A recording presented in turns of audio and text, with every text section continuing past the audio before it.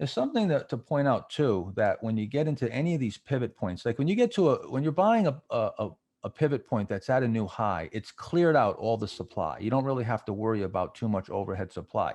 But there's another thing that that I like to do, and this is something that David Ryan always talks about, just literally drawing a line across the pivot, across the base. How much price action has traded above that pivot? 2 days.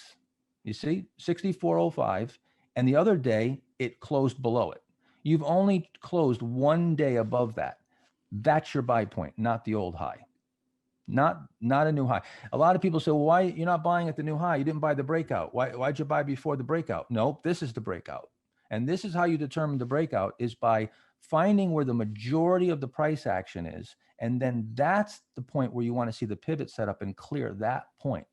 And this is how, you're not buying the stocks extended. If you bought this stock coming out here and then waiting for it to get above 64.05, you're buying that stock extended. That's not the buy point. So if you do the same thing on Lyft, right, you can do this on any stock that's setting up in a base when you have a pivot. Now, if you start trading off of the cheats, you're gonna have some supply. So you got a little more supply here, right? But it's not much. You've got, what do you got? 5-6 days where it traded above there. So you've got a little bit of supply over there on the left side. When it clears that pivot, you're still going to have a little bit to contend with. So this is just a very simple technique that you can do. Every time you're establishing a pivot on the right side, go from the high of the pivot, draw all the way across, and then see how much the stock is traded above that level. And if you see a lot of trading above that level, you've got some supply, and the closer that supply is to in time, the more that's going to be a factor. And that's why you don't ever want to buy a stock that's down.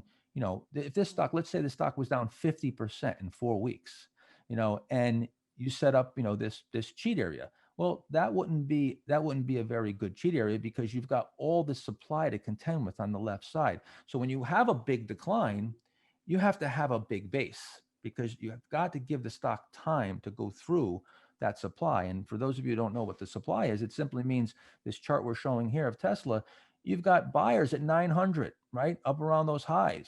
Well, if that stock just falls out of bed, you get a lot of those people trapped. We call them trapped buyers. They're trapped in the stock. So when the stock comes back up the right side, they're selling. They're getting back to break even, or their loss is getting smaller, and that's where you get what's called overhead supply.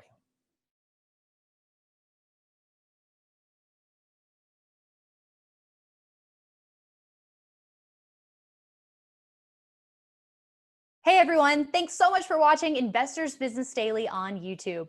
If you want to watch more videos, make sure you hit that subscribe button so you don't miss a thing.